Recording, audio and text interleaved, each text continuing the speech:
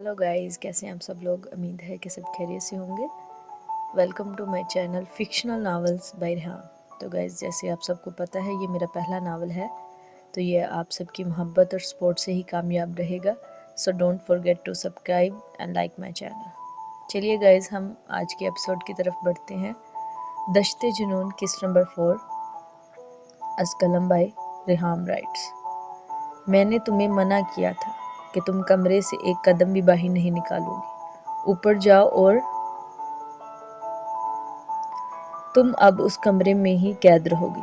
तुमने अगर बाहर कदम रखा तो मैं तुम्हारा बुरा हाल कर दूंगा, अर्शमान ने गुस्से से फजर को कहा। अर्शमान, ये तुम किस तरह से बात कर रहे हो?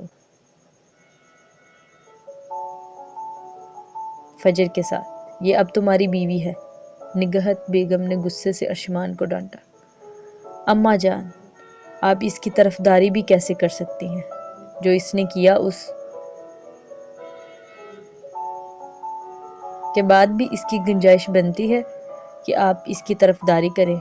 हाँ बनती है, क्योंकि मैंने तुम्हारी तरबियत इस तरह से नहीं की कि तुम किसी और के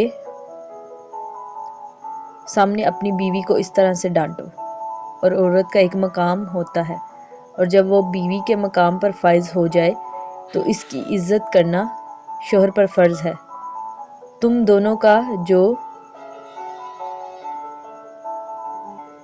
भी मामला है वो तुम अपने कमरे में हल करो। पहले ही तुम फजर को इस तरह से अपने कमरे में ले जाके गैर अखलाकी हरकत कर चुके हो। अब मैं तुम्हें तुम्हारे कमरे के बाहर फजर से इस तरह बात करते हुए ना देखो। फजर बेटा, आप ऊपर जाओ। निगहत बेगम फजर की गर्दन पर अपने बेटे के शिद्दतों के निशान देख चुकी थी। वो नहीं चाहती थी कि किसी और की नज़र पड़े, इसलिए फजर को प्यार से ऊपर जाने को कहा। फजर कमरे में आकर बेड पर गिरते हुए शिद्दत से रोने लगी। एक तरफ ताईजान के इस रवैये ने इसे तसल्ली भी दी थी, लेकिन अपनी माँ का रवैया याद करते हुए वो और शिद्दत से फूट फूट कर रोने लगी। रोते रोते इसकी हिचकियाँ बन गई थी। मैं अब कैसे सबको यकीन दिलाऊंगी कि मैंने बस रुखसती से बचने के लिए ये झूठ बोला था? क्या कोई मेरा यकीन करेगा? फजर उठकर बैठते हुए अपने घुटनों में मुंह देकर सोचने लगी। अर्शमान जैसे ही कमरे में आया, इसे फिर से रोते देख उसके पास आया और बाजू से पकड़ कर उसे खड़ा किया। तुम्हारी हिम्मत भी कैसे ही कमरे से बाहर कदम रखने की?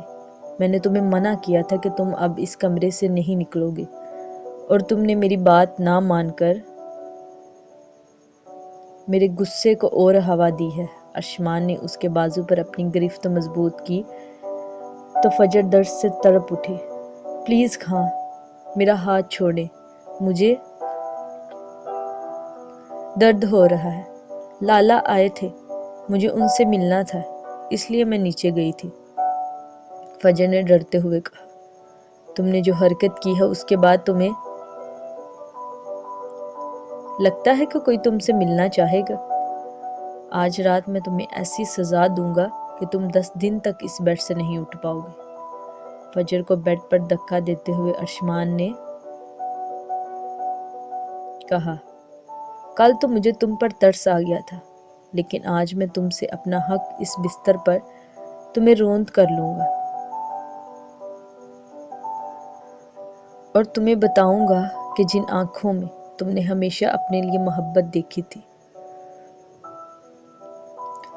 अब उन आंखों में तुम्हारे लिए किस कदर नफरत है। अर्शमान ने आंखों में शिकवा लिए हुए फजर से कहा। फजर ने हैरत से अर्शमान की तरफ देखा। वो उस शख्स की आंखों में अपने लिए नफरत नहीं देख सकती थी जिसे वो बेइंतहा मोहब्बत करती थी। अर्शमान फजर के दोनों हाथों को पकड़कर ऊपर की तरफ लो करते हुए उसके होंठों पर झुका था और बेदर्दी से उसके लबों को अपने दांतों में दबाने लगा। फजर उसके नीचे दबी फड़फड़ाने लगी थी।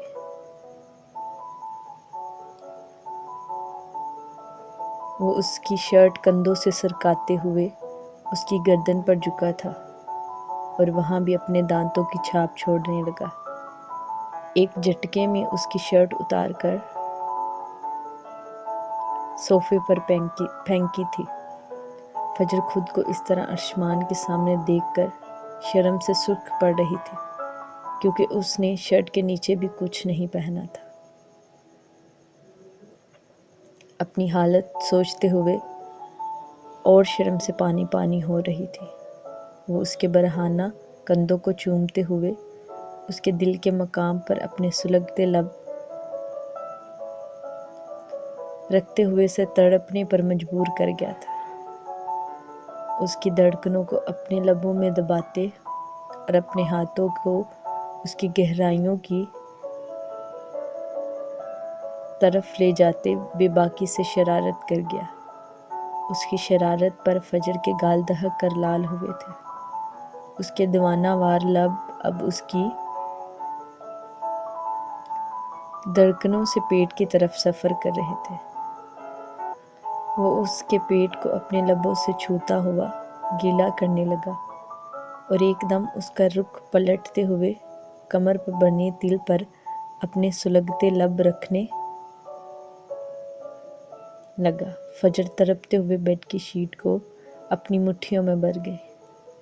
پلیز نہ کریں، فجر نے کہا۔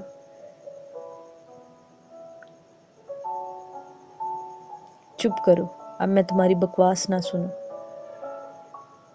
پھر غصے سے اس کے کان کے پیچھے گرایا۔ ارشمان فجر کو پھر سے سیدھا کرتے ہوئے ایک مرتبہ پھر اپنے لب اس کے لبوں میں پیوستہ کرتا اس کی سانسیں تیزی سے پینے لگا۔ وہ اس کی زبان کو دانتوں میں لیے اس کی زبان کی نمی کو اپنی حلق میں اتارنے لگا۔ فجر کا سانس اکھڑنے لگا تھا۔ اس نے اپنے ہاتھوں کو ارشمان کی گرفت سے آزاد کروانے کی کوشش کی تو ارشمان اپنے دانتوں کا زور اس کی زبان پر ڈالتے اور اس کی زبان کو باہر کھینچتے ہوئے اس کو آزاد کیا۔ ارشمان نے خود کو اور اس کو ہر پردے سے آزاد کرتے ہوئے پیچھے کو لٹایا اور اس کی ٹانگوں کے درمیان جگہ بناتے اور ٹانگوں کو اپنے ہاتھ کی مدد سے سہلانے لگا اور ایک دم سے اس کی روح میں اترا تھا۔ فجر کی سسکیاں پورے کمرے میں گونج رہی تھی۔ فجر کے لیے اب پھر سے ارشمان کو برداشت کرنا مشکل ہو رہا تھا۔ کل رات سے اس کی کمر میں شدید درد تھا۔ اب اس کو اور برداشت کرنا اس کے بس میں نہیں تھا۔ تو وہ مزاحمت کرتے ہوئے اس کے نیچے سے نکلنے کی کوشش کرنے لگے۔ ارشمان فجر کو اپنے نیچے سے نکلتے دیکھ اپنے عمل میں تیزی لاتے ہوئے اس کی روح میں اترنے لگا۔ فجر کی سسکیاں ارشمان کے کانوں کو سکون پہنچا رہی تھی۔ وہ اس دنیا میں پہنچ گیا تھا جس میں وہ اپنا وحشت بھرا لمس اس کے وجود پر چھاپ رہا تھا۔ فجر کا جسم اب ڈھیلا پڑ رہا تھا کیونکہ ارشمان پچھلے 2 گھنٹے سے اس پر اپنی شدتیں لٹا رہا تھا۔ فجر کو بے جان ہوتے دیکھ ارشمان نے اسے چھوڑا اور پیچھے ہوا۔ اس کے وجود پر اپنی وحشت کے نشان دیکھ کر طنزیہ مسکرایا۔ فجر سے ابھی ہلا بھی نہیں جا رہا تھا۔ اس کی کمر درد سے ٹوٹ رہی تھی اور خود کو اس حالت میں دیکھ کر اپنے چہرے کو تکیے میں گھسا کر رونے لگی کیونکہ اس سے تکلیف برداشت نہیں ہو رہی تھی۔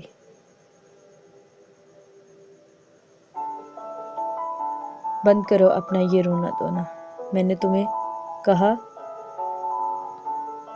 تھا کہ اب میں نے تمہیں روتے دیکھا تو تمہارا گلا گھونٹ دوں گا، اور تم اتنا رو کیوں رہی ہو؟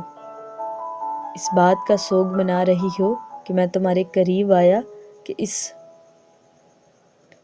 بات کا کہ جو تم نے اپنے محبوب کے ساتھ کرنے کا سوچا تھا وہ میں تمہارے ساتھ کر رہا ہوں۔ خاں، فجر حیرانی اور تکلیف سے چیخی تھی۔ آپ کی ہمت بھی کیسے ہوئی یہ بات کرنے کی، اور آپ میرے بارے میں ایسا سوچ بھی کیسے سکتے ہیں؟ فجر دکھ اور تکلیف سے تڑپ ہی تو اٹھی تھی۔ وہ کس طرح اس پر اس طرح کا الزام لگا سکتا ہے؟ تمہاری ہمت کہ تم میرے سامنے چیخو، غلط تو نہیں کہہ رہا؟ ارشمان نے اس کے جبڑے پر اپنے ہاتھ کی گرفت سخت کرتے ہوئے کہا، ہاں آپ بہت پچھتائیں گے، میں آپ کو سچ بتا چکی ہوں، اور آپ اپنے ان لفظوں کی کبھی قیمت ادا نہیں کر پائیں گے، اور آپ نے جو بات کی ہے اس کے لیے میں آپ کو کبھی معاف نہیں کروں گی۔ فجر کمبل اپنے اوپر اچھے سے لپیٹتے ہوئے اپنا رخ دوسری طرف موڑ گئی۔ تمہیں کیا لگتا ہے تم اس طرح سے چیخو چلاؤ گے تو میں تمہارے جھوٹ کو سچ مان لوں گا؟ جو لڑکی سب کے سامنے اپنی محبت کا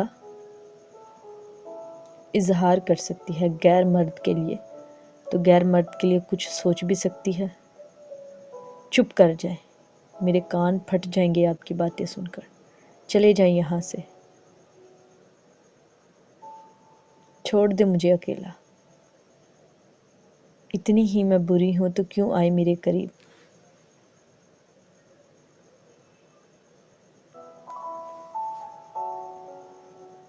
کیوں مجھ سے یہ جسمانی تعلق بنایا ہے؟ تو کیا میں بھی اس کو ہوس کا نام دوں کہ آپ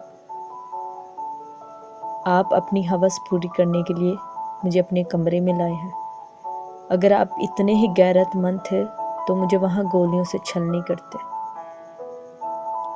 میں تو ناپاک تھی، غیر مرد سے میرے تعلقات تھے، تو پھر آپ کیوں آئے میرے قریب؟ فجر غصے سے پھٹ ہی تو پڑی تھی۔ عزت پہ یہ وار اسے برداشت نہیں تھا ہوا۔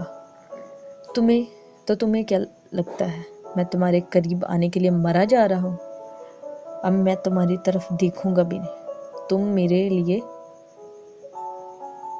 اب سے میرے کمرے میں پڑی ہوئی فضول چیز سے زیادہ کچھ بھی نہیں۔ اب میں کبھی تمہارے قریب نہیں آؤں گا، اور تمہارے اس نام نہاد عاشق کو بھی ماروں گا، اور تمہیں بھی ساری عمر اسی کمرے میں قید رکھوں گا۔ ارشمان نے اٹھ کر اپنی پینٹ ڈالی اور واش روم کی طرف بڑھ گیا۔ امید ہے گائز آپ کو آج کی